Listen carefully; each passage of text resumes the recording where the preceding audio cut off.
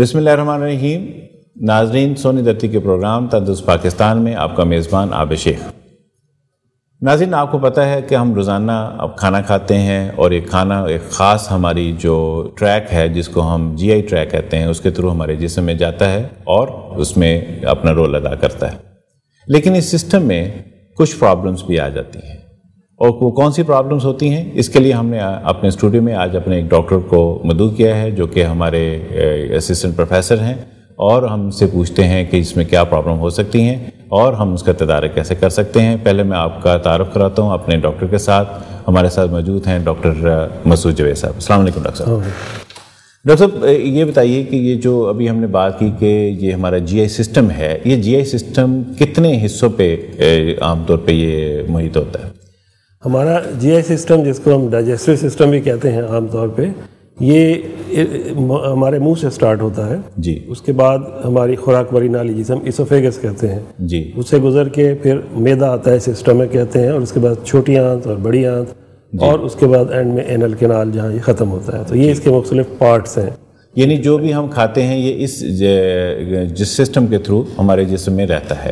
تو ڈاکٹر صاحب، اس جو جی آئی سسٹم ہے اس کی کون کون سی خاص پرابلمس جو ہیں کہ وہ جو کہ آپ کی پریکٹس میں عام طور پہ دیکھنے میں آتی ہیں؟ جی، ان کو اگر ہم براڈلی کیٹیگرائز کریں تو دو قسم کی بیماریاں پائی جاتی ہیں. ایک وہ جن میں کوئی اسٹرکچرل پرابلم آتی ہے. جی. کوئی سوزش ہے، کوئی انفیکشن ہے.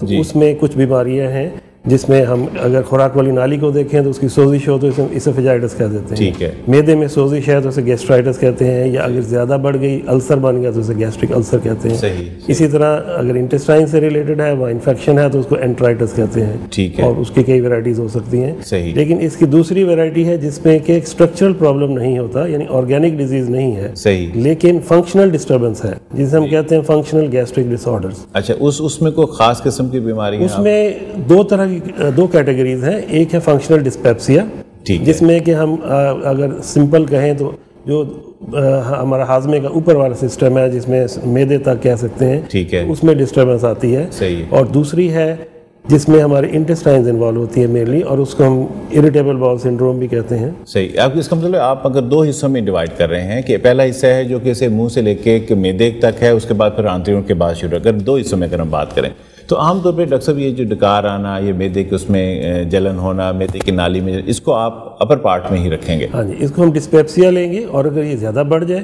تو اس میں پھر السریشن آ جاتی ہے. تو اچھا ڈاکٹر صاحب، ابھی آپ نے ایک بات کی کہ ایک اریٹیبل باؤل سنڈروم، یہ کیا چیز ہوتی ہے؟ یہ فنکشنل گیسٹرک ڈس آرڈر کا ایک حصہ ہے. ٹھیک ہے. اس میں بیسیکلی آپ کی جو انٹسٹائن ہے ان کا موٹیلیٹی ڈس آرڈر ہے، مینز موومنٹ ڈس آرڈر ہے. اسٹرکچرل پرابلم نہیں ہے. صحیح. Just disturbance of the function, جس کی وجہ سے پیشنٹ کو کچھ علامات آتی ہیں، کچھ پرابلمز آتی ہیں، اور اس کو ہم یہ اریٹیبل آئی بی ایس اگر سمپلی ہم ورڈز میں کہیں تو اس کو ہم آئی بی ایس بھی کہہ سکتے ہیں. اریٹیبل آپ کی جو انٹسٹائن ہے وہ زیادہ ایکسائٹیبل ہے، زیادہ اریٹیبل ہے، جس کی وجہ سے پرابلمز آتی ہیں. ڈاکٹر صاحب، آپ نے بات کی اسٹرکچرل اور نان اسٹرکچرل جو بیماری ہے، اس کا مطلب یہ ہے کہ مکینیکلی ہماری آنتڑی تو ٹھیک ہے لیکن اس کی موومنٹس میں کوئی فنکشنز میں اس کا مسئلہ آ گیا. تو یہ جو عام طور پہ ڈاکٹر صاحب یہ ہوتی کن لوگوں میں ہے؟ یہ کسی بھی پیشنٹ میں ہو سکتی ہے، کسی بھی انسان میں ہو سکتی ہے، لیکن کامنلی یہ ارلی ایج میں ہوتی ہے. ینگ پیشنٹس میں زیادہ پائی جاتی ہے اور فیمیلز میں زیادہ پائی جاتی ہے. اور اگر اس کی ریشو دیکھیں تو یہ 4:1 بنتی ہے، فیمیل ٹو میل ریشو. تقریباً یہ ہے 5 میں سے 4 فیمیلز اور 1 میل پیشنٹ. اچھا، اتنی زیادہ ہے. اس کی کوئی خاص وجہ آپ سمجھتے ہیں کہ خواتین میں بہت زیادہ ہے یا مردوں میں کم ہے؟ اس پہ جو اس کے کازیٹیو فیکٹرز ہیں ایگزیکٹلی ہمیں اس کا ایٹیولوجی یا اس کے کاز کا نہیں پتہ. لیکن کچھ جینیٹک فیکٹرز ہیں، کچھ فزیکل فیکٹرز ہیں، کچھ ایموشنل فیکٹرز ہیں، کچھ لائف سٹائل یا ڈائٹری فیکٹرز ہیں جو رول پلے کرتے ہیں، کچھ ہارمونلز ہیں. تو یہ female to male ratio probably اسی چیز پہ ڈیپینڈ کرتی ہے. اور دوسری چیز یہ میں کہنا چاہتا ہوں کہ ہمارے جو اس کی پریولنس آتی ہے وہ صرف وہ کیسز رپورٹ ہوتے ہیں جو مستند ڈاکٹر کے پاس رپورٹ ہوتے ہیں یا کسی ٹرشری سینٹر میں رپورٹ ہوتے ہیں. زیادہ تر پیشنٹس وہ اس کو نارمل لیتے ہیں کیونکہ اس کے سمٹمز کچھ اس طرح کے ہیں کہ بہت سارے پیشنٹس اس کو بالکل اگنور کرتے ہیں, ٹھیک ہے, یا کویکس کے پاس یا حکیمس کے پاس جا کے یا سیلف میڈیکیشن کرتے ہیں. تو ایکچوئل پریولنس اس کی اس سے بھی زیادہ ہے اگر ہم دیکھیں تو, یعنی اگر ہم دیکھیں کہ یہ 20% سے بھی زیادہ, یہ 25% سے بھی زیادہ ہے ٹوٹل ریکارڈ کیا ہے. ٹھیک ہے, تو اگر یہ بتائیے ڈاکٹر صاحب کہ یہ عام طور پہ یہ اس کی کوئی خاص ریزن ہوتی ہیں کہ جن لوگوں میں کوئی ایسی کوئی اسٹریس فیکٹرز ہے یا فزیکل ایکٹیویٹیز ہے؟ جیسے کہ میں نے کہا کہ ایگزیکٹلی تو نہیں پتا, لیکن کچھ ٹریگرنگ فیکٹرز ہیں, سرٹن ڈائٹس ہیں, فار ایگزامپل کہ فرائیڈ اور فیٹی اور اسپائسی فوڈ ہے, ٹھیک ہے, کیفینیٹڈ اور کاربونیٹڈ بیوریجز ہیں, ٹھیک ہے, یہ جو ہم فوڈ اپنا سویٹنرز یوز کرتے ہیں, سرٹن ڈیری پروڈکٹس ہیں, پولٹری پروڈکٹس ہیں, یہ ساری, اور اس کے علاوہ ایموشنل سٹریس. اچھا, یہ سٹریس کا ڈاکٹر صاحب اس میں دیکھیں یہ تو ابھی ہماری اوور آل سوسائٹی میں سٹریس فیکٹر تو بہت زیادہ ہوتا ہے, لائف میں بھی سٹریس ہے, ایون اسٹوڈنٹس میں بھی سے لے کے اولڈ ایج تک بھی اسٹریس رہتا ہے. اس سے کیا پرٹیکولر کیا پرابلم آتی ہے اسٹریس کے پارٹ میں؟ اس میں جو ہے نا ایموشنل اسٹریس کے ساتھ ہم کہتے یہ ہیں کہ دیر از اے برین گٹ انٹریکشن, دماغ اور انٹسٹائن کے درمیان ایک انٹریکشن ہے جو ڈسٹرب ہوتا ہے. جب پیشنٹ اسٹریس میں جاتا ہے, ایموشنلی انسٹیبل ہوتا ہے, اس کنڈیشن میں کچھ ایسی چینجز آتی ہیں کہ یہ انٹریکشن ڈسٹرب ہوتا ہے اور یہ موومنٹ ڈس آرڈر شروع ہو جاتا ہے. اسی لیے زیادہ اسٹریسفل جو پرسنالٹیز ہیں, اینشیس پرسنالٹیز ہیں, ان میں یہ چیز زیادہ کامن پائی جاتی ہے ایز کمپیئر ٹو جو ذرا اسٹیبل پرسنالٹی. اس کا مطلب ہے وہ لوگ جن کے جو بزنس ہیں یا جن کی جو جاب نیچر آف جاب ایسی ہے جن میں اسٹریس فیکٹر زیادہ ہے, ان میں زیادہ ہونے کے یہ چانسز ہوتے ہیں. اچھا ڈاکٹر صاحب, یہ آئی بی ایس جو ہے اس کی کوئی قسمیں بھی ہوتی ہیں کہ ایک ہی طرح کی ہوتی ہے؟ جی, بیسیکلی کیونکہ موٹیلیٹی ڈس آرڈر ہے, یعنی موومنٹ ڈسٹربنس ہے, تو اس میں یہ بیسیکلی دو طرح کا ہے. کچھ پیشنٹس میں آپ کا ڈائجسٹو سسٹم سلو ڈاؤن ہو جاتا ہے, ٹھیک ہے, تو اس میں پیشنٹ کانسٹیپیٹڈ فیل کرتا ہے. کچھ پیشنٹس ہیں جن میں یہ ہائپر ایکسائٹیبل ہو جاتا ہے, آپ کا ڈائجسٹو سسٹم زیادہ اوور ایکٹیو ہوتا ہے, تو پیشنٹ کو ڈائریا کی شکل میں یہ ہوتا ہے. پیشنٹ بغیر کسی اور پرابلم کے 3-4 سٹولز پاس کرتا ہے دن میں, اور خاص طور پہ اس کے ایک گیسٹروکولک ریفلکس کہتے ہیں کہ پیشنٹ کھانا کھاتا ہے اور تھوڑی دیر بعد سے واش روم جانا پڑتا ہے, وداؤٹ اینی ادر پرابلم. اچھا, اس میں یہ کیا یہ جو ایسے لوگوں میں سننے میں آتا ہے کہ جن کو کبھی کانسٹیپیشن ہو جاتی ہے, کبھی لوز موشن آنا ہے, تو یہ کیا ویری فریکوینٹلی یہ چینج آتا ہے؟ نہیں, زیادہ تر تو یہ یا ڈائریا پریڈومیننٹ ہوگا یا کانسٹیپیشن. کچھ پیشنٹس میں ایک وقت میں ایک ہوگا, کچھ پیشنٹس میں مکسڈ ویرائٹی بھی ہو سکتی ہے. لیکن اگر ہم یہ دیکھیں کہ آلٹرنیٹنگ باول ہیبٹس ہیں, تو اس میں ہمیں کچھ اور پیتھولوجیز کو بھی ذہن میں رکھنا چاہیے. تو ڈاکٹر صاحب, اس کو ڈائگنوز کرنے کا طریقہ کیا ہے کہ کیا یہ سیلف میں اگر میں پیشنٹ ہوں کہ میں خود ہی اس کو ڈائگنوز کروں کہ اس کے ڈاکٹر کے پاس جانا چاہیے؟ دیکھیں, اس میں پیشنٹ ڈاکٹر ریلیشن شپ تو امپورٹنٹ ہے, لیکن یہ ڈائگنوسس کلینکل ہے. مینز کہ ہم نے پیشنٹ نے جو علامات بتائی ہیں ہم نے اس پہ ڈیپینڈ کرنا ہے ڈائگنوسس کے لیے, کیونکہ اس میں علامات تو ہوتی ہیں لیکن پیشنٹ کو اب نارمل فزیکل سائنز نہیں ملتے ہیں, اور لیب بھی ہمیں اس میں زیادہ ہیلپ نہیں کرتی. تو بیسیکلی کلینکل ڈائگنوسس ہے, پیشنٹ کی پریزنٹیشن دیکھ کے ڈاکٹر یہ اسیس کرتا ہے, لیکن ڈاکٹر کا اسیسمنٹ ضروری ہے, ادروائز پھر وہ مس ڈائگنوسس. اس کا مطلب یہ ہے کہ اگر کسی کو آئی بی ایس کی پرابلم اگر وہ سسپیکٹ کر رہا ہے, اگر کہیں سے پڑھ کے یا کسی سے سن کے وہ کہہ رہا ہے, تو یہ نہیں ہے کہ وہ خود ہی اپنے آپ کو یہ ڈکلیئر کر دے کہ وہ آئی بی ایس کا پیشنٹ ہے. اس کو کم از کم اپنے ڈاکٹر کے پاس ضرور جانا چاہیے. اس میں ایک اور بات چیز میں ہائی لائٹ کرنا چاہتا ہوں کہ کچھ ہم ریڈ سائنز کہتے ہیں جی, کہ ایک پیشنٹ ہے اس کو کچھ علامات ہیں آئی بی ایس ریلیٹڈ, لیکن کچھ ایسی چیزیں بھی ہیں جو ہمیں الارم کرتی ہیں. فار ایگزامپل اس میں کیونکہ یہ ایک پیشنٹ کی کوالٹی آف لائف تو ڈسٹرب کرتی ہے یہ ڈیزیز, لیکن یہ اس کی لائف تھریٹنگ نہیں ہے. اگر پیشنٹ میں ویٹ لاس ہو رہا ہے, پیشنٹ کو بلیڈنگ ہے پر ریکٹم, یا پیشنٹ کو بخار ہو رہا ہے, یا پیشنٹ کی ایج 50-60 سے زیادہ ہے, تو ہمیں آلٹرنیٹیو آرگینک ڈائگنوسس ضرور دیکھنی چاہیے بیفور لیبلنگ کے یہ فنکشنل ڈس آرڈر. اس کا مطلب یہ ہے کہ آپ نے کہا کہ لائف تھریٹننگ تو نہیں ہے, لیکن انکنوینئنس بہت ہے کہ جی آپ بار بار اسٹول پاس کرنے کے لیے جا رہے ہو, یا کانسٹیپیشن بہت زیادہ ہو گئی ہے تو اس سلسلے میں آپ کر رہے ہو. اچھا ڈاکٹر صاحب, یہ ہے کہ جب یہ ہم دیکھتے ہیں کہ جی اس کی کوئی خاص اگر سمٹمس بھی آتی ہیں, تو کیا اس کی بھی عام طور پہ سمٹم جو نازیہ وامٹنگ آتی ہے یا اور کوئی نہیں؟ اس پہ جو ہے اگر ہم دیکھیں تو بیسک سمٹمز ہیں ایبڈومینل ڈسکمفرٹ اور ایبڈومینل پین. ایک قسم کا پین ہوگا ہلکا سا, یا ڈسکمفرٹ ہوگا, یا بلوٹنگ ہوتی ہے, مینز کہ ڈسٹینشن فیل کرتا ہے, گیس کی فیلنگ سے فلیچولنس کہتے ہیں وہ زیادہ ہوتی ہے, اور اس کے ساتھ پیشنٹ کو یا ڈائریا یا کانسٹیپیشن پریڈومیننٹ سمٹمز ہوں گے، اور سم ٹائمز یہ ہے کہ ڈیفیکیشن کے بعد سمٹمز ریلیف بھی ہو جاتے ہیں. ٹھیک ہے، یعنی یہ کہ سمٹمز ہیں. ڈاکٹر صاحب ہم اس کے علاج کی طرف ابھی بات کرتے ہیں ابھی چھوٹے سے وقفے کے بعد. ناظرین ابھی ہم ڈاکٹر صاحب سے بات کر رہے تھے کہ IBS کیا ہے، اریٹیبل باؤل سنڈروم کیا ہے. ڈاکٹر صاحب نے اس کے بارے میں بیسک بتایا. ابھی ہم چھوٹے سے وقفے کے بعد دوبارہ حاضر ہوتے ہیں، پھر ہم بات کریں گے کہ اس کا ٹریٹمنٹ کیا ہو سکتا ہے. آپ ہمارے ساتھ رہیے.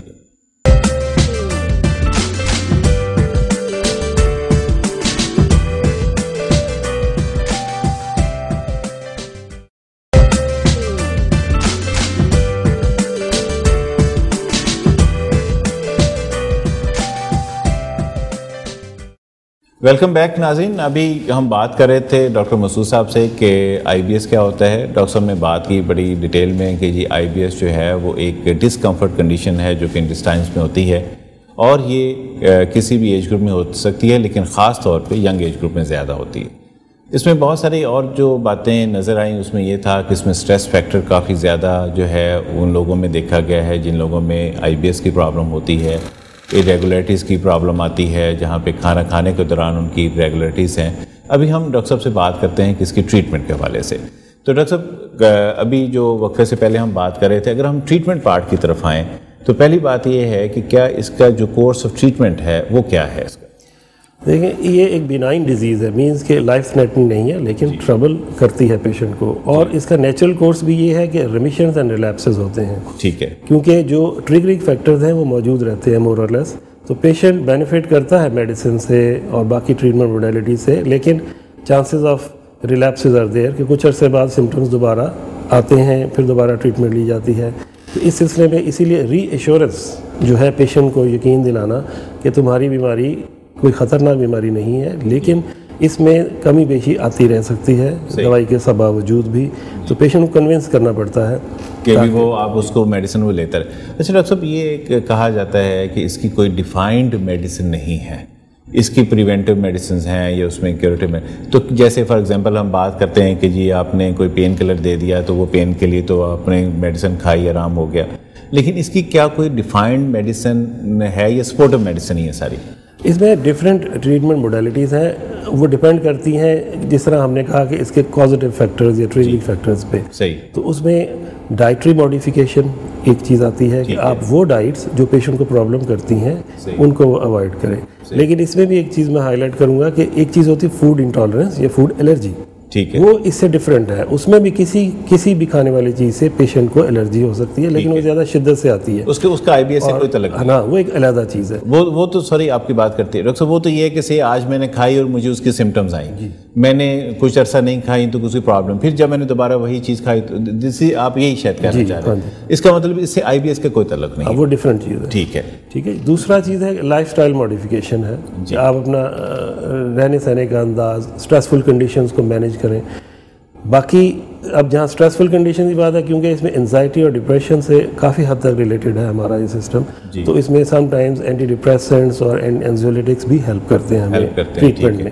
پلس اس میں میڈیکیشن اور بھی آ جاتی ہیں جس میں کہ کچھ ایسی دوائیاں ہیں جس میں ہم پین کو کنٹرول کرتے ہیں، کچھ ایسی اسپازم کو بھی کم کرنے کے لیے جو ہماری جو انتڑیوں کے مسل اسپازم میں جاتے ہیں، اینٹی اسپازموٹکس بھی دیتے ہیں خاص قسم کی. اور اس میں ساتھ ساتھ ہم اس طرح کی دوائیں دیتے ہیں اس میں گیس کی فیلنگ، بلوٹنگ کم ہو، جس طرح اینٹی فلیچولنٹس ہیں، وہ اس میں یہ ساری سپورٹو میڈیسن. اچھا ڈاکٹر صاحب، اس میں جو پوائنٹ آتا ہے وہ یہ ہے کہ اگر ہم پریونٹیو میجرز لیں، ہم اپنی ڈائٹ کون سی ایسی ڈائٹ لیں جس میں یہ سمٹمز کم سے کم ہو سکیں، تو اس کے بارے میں آپ کچھ بتائیں گے؟ ایک تو ڈائٹ میں یہ ہے کہ آپ ایسی چیزیں اوائڈ کریں جس سے آپ کو پرابلم ہو رہی ہے. ٹھیک ہے. دوسرا کچھ ہیلپ فل چیزیں ہیں، for example fibre, dietary fibre is very important. اس کے جو ٹریٹمنٹ میں اس کا بڑا امپورٹنٹ رول ہے.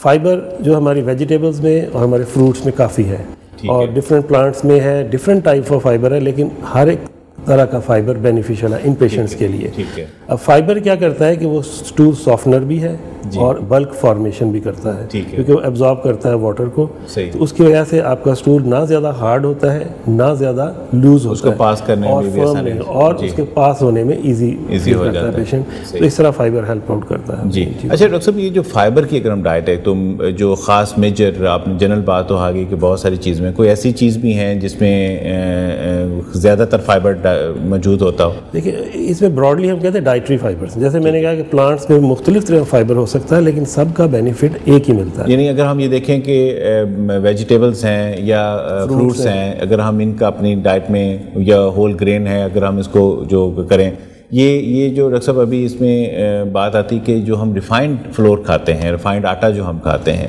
کیا اس سے بھی یہ پرابلم ایگریویٹ ہو سکتی ہے کہ اس میں آج کل کا ہم ڈائٹری ہیبٹس یا لائف سٹائل موڈیفیکیشن کہتے ہیں, فاسٹ فوڈ اور یہ سارا, اس میں فائبر کی کوانٹٹی کم ہو گئی ہے. ان پیشنٹ میں اسپیشلی ایڈوائز کیا جاتا ہے you have to take extra fibre. یعنی بیکری کی جو پروڈکٹس جس میں اگر ہم overall general broader terms میں بات کریں جو کہ وائٹ فلور کے ساتھ بنتی ہیں, اس سے کم کر کے فائبر ڈائٹ کو زیادہ کریں. ٹھیک ہے. اچھا اس میں یہ ہے کہ ڈاکٹر صاحب کے بہت سارے پیشنٹ ایسے ہیں جو کہ عام طور پہ وہ کہتے ہیں جی کہ ہم سبزی جو ہے اس کو کچا کھائیں, فروٹ جو ہے یا اس میں, یا ہم پکا کر کے سبزی کھائیں, اسی کا فائدہ ہے. آپ کیا سجیسٹ کرتے ہیں؟ دیکھیں جو سیلڈز ہیں جی ہائیجینک ہونے چاہیے, صاف ہو, اسپرے وغیرہ نہ ہو ان کے اوپر, تو وہ ایز سچ لیا جا سکتا ہے. جی باقی فروٹس ہم جس طرح یوز کرتے ہیں وہ اسی طرح بینیفیشل ہیں. اس کے علاوہ یہ ہے کہ ہم ایکسٹرا ایڈ آن سپلیمنٹ کے طور پہ بھی فائبر یوز کرتے ہیں ان پیشنٹس میں, جو اسبگول ہسک کے شکل میں موجود ہے, مختلف میڈیکیٹڈ فارمز میں بھی موجود ہے. بیسک آئیڈیا ہے کہ ڈیلی وہ فائبر لے گا, اس سے بلک فارمیشن ہوگی, اسٹول فارمیشن, اسٹول سافٹننگ ہوگی, اور اس کے سمٹمز ریلیوڈ رہیں گے. اچھا ڈاکٹر صاحب ایک بات تو یہ ہے کہ فائبر ڈائٹ لی ہم نے, ایک یہ ہے کہ کیا اس کی ایکسرسائز کرنے سے, ہم واک کرنے سے بھی اس کو ہیلپ مل سکتی ہے؟ ایکسرسائز بھی اس کا ایک حصہ ہے لائف سٹائل موڈیفیکیشن کا. ایکسرسائز, ڈیلی واک, اس سے آپ کا ڈائجسٹو سسٹم ویسے ہی بہتر فنکشن اس میں بہتر, اس سے بہتری آئی بی ایس کے پیشنٹس میں بھی بہتری آنے آتی ہے. اچھا ایک پوائنٹ ڈاکٹر صاحب عام طور پہ کہہ رہے کہ جی ریگولیرٹی جو ہے, یہ ریگولیرٹی کیا چیز ہے؟ اگر ہم ہمارے جو کانسیپٹ ہے تھوڑا سا ڈفرینٹ ہے. ویسے ریگولیرٹی مینز کہ 24 آورز میں ایک دفعہ آپ کا باول موومنٹ ہوتی ہے اور اسٹول پاس کرتا ہے پیشنٹ, یہ نارمل اس کو ریگولیرٹی گنتے ہیں. ہمارے ایک تو تھوڑا سا اس میں ڈفرینٹ ہے کہ کچھ پیشنٹس ڈیلی اسٹول پاس کرتے ہیں لیکن اسٹل دے فیل کانسٹیپیٹڈ, وہ ایک علیحدہ اینٹی ہے. لیکن اس میں یہ ہے کہ اگر ہم لیس دین 3 times a week اسٹول پاس کرتے ہیں تو یہ ہم کانسٹیپیشن کے زمرے میں جاتے ہیں. یعنی آپ نے بات کی کہ 3 دفعہ سے کم ایک ہفتے میں اگر کوئی شخص جو ہے اسٹول پاس کرنے تو وہ کانسٹیپیشن کا لیبلڈ ہے. اور اسی طرح اگر ایک patient more than 3 times a day stool pass کرتا ہے تو ڈائریا کی اس کے ہم لیبل کرتے ہیں ڈائریا اور کانسٹیپیشن پریڈومیننٹ آئی بی ایس. صحیح. اچھا ڈاکٹر صاحب اب بات آتی ہے کہ جی فائبر ہے, مجھے کتنا فائبر ڈائٹ جو ہے اگر میں آئی بی ایس کا پیشنٹ ہوں تو مجھے لینا چاہیے؟ اگر کیلکولیٹڈ دیکھیں تو 20 to 40 grams آف فائبر جو ہے وہ چاہیے, سفیشینٹ ہے اس چیز کو. اس سے نارملی جو ہے وہ جو ڈیلی جو ریکوائرمنٹ ہے وہ پوری ہوتی ہے. اچھا اس میں یہ ڈاکٹر صاحب یہ جو ہم جب کھانا کھاتے ہیں تو اس کو بھی جب ہم نارملی بھی ہوتا ہے کہ کیا ہم بڑے نوالے لیتے ہیں, ہم پراپرلی چیو نہیں کرتے, کیا اس سے بھی آئی بی ایس ایگریویٹ ہو سکتا ہے یا نہیں؟ اس سے I B S as such aggravate نہیں ہوگا, لیکن اگر ہم جلدی میں کھانا کھاتے ہیں تو اس میں یہ ہے کہ آپ کی جو معدے کی پرابلمز وہ بڑھتی ہیں, ڈائجیشن میں پرابلم آتی ہے, ڈیلے ہو جاتی ہیں چیزیں. صحیح. اس طرح کے ڈسپیپٹرک سمٹمز کہہ لیں یا ہارٹ برن یا آپ کہہ رہے ہیں کہ معدے میں بھاری پن, یہ چیزیں آتی ہیں. آئی بی ایس کو ایسا اس چیز سے افیکٹ نہیں ہوتا. اچھا اگر یہ ہے کہ ڈیلی فائبر ڈائٹ لے لی جائے, ایکسرسائز کر لی جائے اور اپنی جو نیند ہے اگر وہ اس کو پورا کر لیا جائے اور اس کے ساتھ ساتھ جو اسٹریس لیول سے نکلا جائے تو چانسز یہ ہیں کہ آئی بی ایس کی پرابلم کم سے کم ہو سکتی ہیں. اچھا ڈاکٹر صاحب اب یہ ہے کہ اگر ایک آئی بی ایس کا پیشنٹ ہے, اگر وہ اس کو بار بار یہ ایپیسوڈس تو آ رہی ہیں, اگر اس سے جو ایگنی اس کی پیدا ہو رہی ہے, اس کو جو پرابلم ہو رہی ہے, اس کو آپ کیا ایڈوائز کریں گے کہ ہاؤ ہی شوڈ بہیو؟ اس میں پیشنٹ کاؤنسلنگ, جیسے پہلے بھی کہا تھا, ری ایشورنس اور counselling of the patient important ہے کہ پیشنٹ کو ہم نے یہ ریئلائز کرانا ہے کہ آپ کی پرابلم ہے کیا جی, اور اس کا نیچرل کورس آف النس کیا ہے. اگر وہ یہ چیز سمجھے گا تو وہ کمفرٹیبل فیل کرے گا, ادروائز وہ ہمیشہ شک میں رہتا ہے کہ شاید مجھے بتایا نہیں جا رہا یا میری بیماری ہے کیا. صحیح. لیکن اس میں جب میں پھر دوبارہ وہی بات کر رہا ہوں کہ اگر ہمیں کوئی اب نارمل سائنس ایسے ملتے ہیں جنہیں ہم ریڈ سائنس کہتے ہیں, تو ہمیں اس میں ضرور انویسٹیگیٹ کرنا چاہیے تاکہ کوئی ایسی آرگینک ڈیزیز مس نہ ہو جس کو ہم فنکشنل لیبل کر دیں اور ان دا اینڈ کوئی پرابلم آئے. اگر ہم وہ رول آؤٹ کر لیتے ہیں یا کوئی ایسی سائنس نہیں ہے پھر ہم کمفرٹیبلی پیشنٹ کو کنونس کر سکتے ہیں کہ آپ کی یہ پرابلم ہے, یہ اس کا ٹریٹمنٹ ہے, اس طرح اس نے رہنا ہے. اچھا, اس میں یہ ہے کہ بہت زیادہ میڈیکیشنز پہ ایک تو یہ ہے کہ بھی ڈاکٹر سے پوچھے بغیر وہ میڈیکیشنز بھی بہت زیادہ نہ لے, جو بھی ڈاکٹر کی ریکمینڈڈ میڈیسنز ہیں اس میں کر دے. اچھا ڈاکٹر صاحب, ایک اور چیز آتی ہے کہ جی جو عام طور پہ اس کے بارے میں جو دیکھنے میں آیا ہے وہ یہ ہے کہ جیسے ہی 2-3 لوز موشن آئے فوری طور پہ کوئی ایسی اینٹی ڈائریل ڈرگ جو ہے وہ اس میں لے لی گئی. کیا اینٹی ڈائریل ڈرگ جو ہے وہ اس کو سپورٹ کرے گی یا اس کو ایگریویٹ کر سکتی ہے اس پرابلم؟ نہیں, وہ دیکھیں یہ جو چیز آپ نے بتائی ہے S O S medication, self medication. ٹھیک ہے, تھوڑی سی کوئی پرابلم آئی آپ نے میڈیکیشن لے لی, اسی لیے سیلف میڈیکیشن کو ڈسکریج کیا جاتا ہے کہ ڈائگنوسس پراپر ہونی چاہیے, اس کے بعد ٹریٹمنٹ ہونا چاہیے. ٹھیک ہے, ٹھیک ہے. اچھا, ایک اور جو ڈاکٹر صاحب اس میں یہ ہے کہ اگر ہم فائبر ڈائٹ کو اوور آل بات کریں کہ جو ہم روٹین لائف میں ہم لوگ لے رہے ہوتے ہیں, اگر فائبر ڈائٹ جو ہم روزانہ کھانا کھاتے ہیں, کچھ لوگ ہیں جو کہ سیلڈ نہیں کھا سکتے یا پھل نہیں کھا سکتے, تو کیا وہ ایزی وے کیا ہے کہ جی وہ اسبغول جو زائلم ہسک کے نام سے جو بھی اسبغول کا چھلکا اویلیبل ہے وہ اس کو لے لیا کرے, یا پانی زیادہ پی لیا کرے, یا اس میں کون سی ایسی کوئی؟ اس میں دیکھیں پانی زیادہ پینا بھی ہیلپ فل ہے جی, اور اسبغول کا چھلکا 2 چمچ اگر پیشنٹ ریگولرلی لے رہا ہے ود 1 گلاس آف ملک اور واٹر لیکوڈ کے ساتھ تو وہ سفیشینٹ ہے. جی, اس کے علاوہ میں نے بتایا کہ کچھ پیشنٹس پیلیٹیبل نہیں ہوتا کچھ پیشنٹس کے لیے, تو وہ مختلف فلیورڈ میڈیکیٹڈ اسبغول بھی اویلیبل ہے, وہ سیشے کے فارم میں وہ یوز کیے جا سکتے ہیں. اور باقی ڈائٹ میں اپنی ماڈیفیکیشن ایک مستقل مزاجی کے ساتھ کرے پیشنٹ تو کافی حد تک کنٹرول کر سکتا ہے اپنے. اس کا مطلب یہ ہے کہ جس میں الٹرنیٹیو تھراپیز اویلیبل ہیں جو کہ وہ اپنے پیشنٹ کو لے سکتا ہے, اور لیکن امپورٹنٹ بات یہ ہے کہ وہ اپنے جو ڈاکٹر ہیں اس کے بارے میں کنسلٹ کر کے کرے. ایک آخری پوائنٹ اکثر میں اس سے پہلے کہ ہم پروگرام ختم کریں, یہ جو لیکٹوز انٹالرنس ہیں, کچھ لوگوں کو دودھ کی وجہ سے الرجی ہو جاتی ہے یا اس میں انٹالرنس ہوتی ہے, کیا اس سے بھی آئی بی ایس جو ہے اس کا کوئی ریلیشن ہے یا بالکل الگ ہے؟ نہیں, میں نے پہلے بھی ذکر کیا تھا کہ فوڈ الرجیز اور فوڈ انٹالرنس ایک الگ اینٹی ہے, وہ ایک الگ اینٹی ہے, وہ ایک اسپیسیفک ڈائٹ کے ساتھ اسپیسیفک بندے کو پرابلم ہوگی. ٹھیک ہے, یہ ایک جنرل پرابلم ہے, جنرل پاپولیشن کا.